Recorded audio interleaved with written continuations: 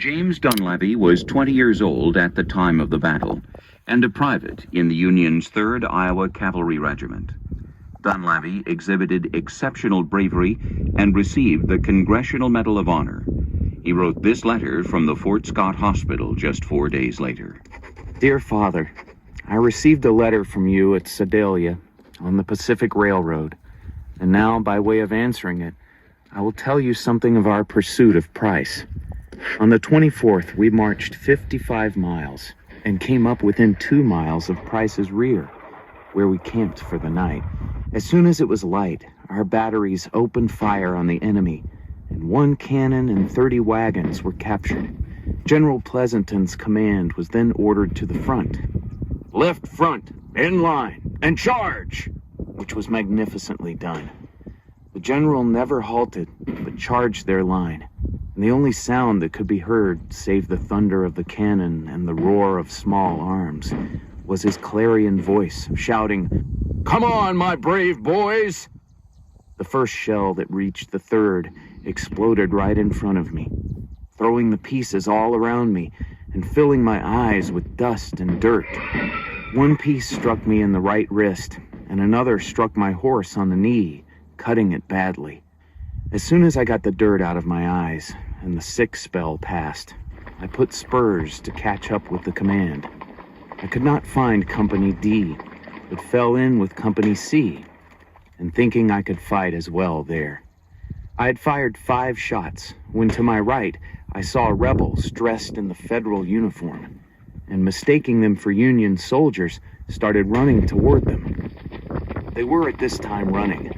When I got within a short distance of them, General Marmaduke saw me shooting at the butternuts, and he mistook me for a rebel, as he had so many dressed in our uniform, and started toward me, cursing me for shooting at him. I saw he was mistaken, so I let him come up within about 30 steps of me, when I leveled my carbine upon his breast and ordered him to surrender. He was riding rapidly, and before he could rein up, was close by my side. He had no arms except a revolver. This he presented to me, said, "I surrender myself a prisoner of war," at the same time telling me he was General Marmaduke and requesting me to take him to General Pleasanton. I took my prisoner to General Curtis, who thanked me and told me to keep the revolver until further orders, but the officers say that I will get to keep it. I remain your affectionate son, James Dunleavy. Barbara Palmer Dawson held her infant daughter as she watched Confederate troops approach the home of her parents on the morning of the battle. She would never forget the chaos of the events that unfolded just 100 yards from the house. She later described how wagons became mired in mud, shots were fired, and she nursed the wounded. The rebel army arrived just as breakfast was ready. They sat down to the table, and the house was soon full of rebels. I went to the door and looked out. The whole valley seemed full of men. The first that passed seemed to be marching in some order. At the head of the column was an old rebel flag, all torn in strips, fluttering in the wind. But as they came on, they seemed to be in more and worse confusion. They were anxious to save their supply train from the attacking Union forces. Just before the battle closed, I noticed a Union soldier, a mere boy, dash up in front of a squad of 8 rebels and hurl his revolver at them. My sister called to him, "Oh, don't shoot!" Then one was lying on the ground. The other 7 had dropped their guns and were marching to the rear. As soon as the firing ceased, Mother and I went to see what we could do for the wounded. Some of the soldiers warned us that it was not safe, as there were still a few shots being fired, but the call for help was so great that we went on over the field doing what we could. We showed the men with the ambulance where the wounded were. Then we went to the hospital, which was established in a vacant cabin north of the creek. Men wounded in almost every way imaginable. I often wonder how I could bear to look on such a fearful scene, much less to try to care for the poor fellows. I certainly have no desire ever to see such a sight again. But as it had to be, and so close to me, I'm glad I had the strength that fearful day to go on the field and to the hospital and do what I could.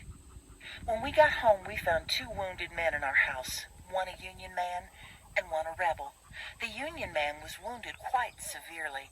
He was very quiet and seemed to want to make as little trouble as possible, while the rebel, though but slightly wounded, was very noisy. He seemed to be a man who could not bear pain. They both stayed all night at our house, and we treated them both alike.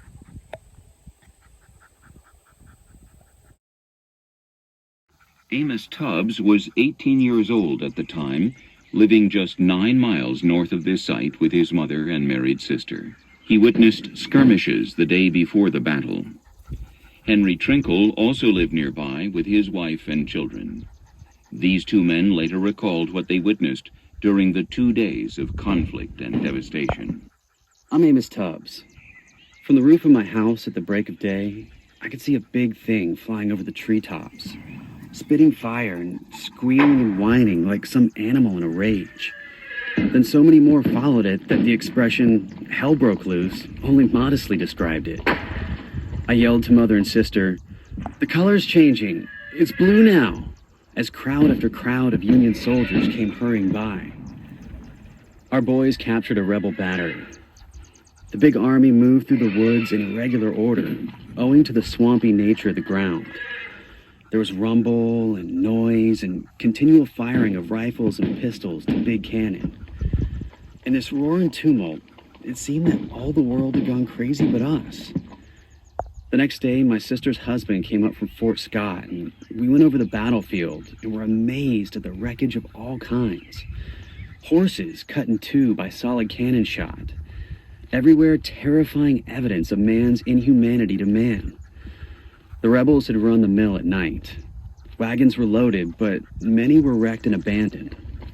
I am Henry Trinkle. The scene after the battle was terrifying.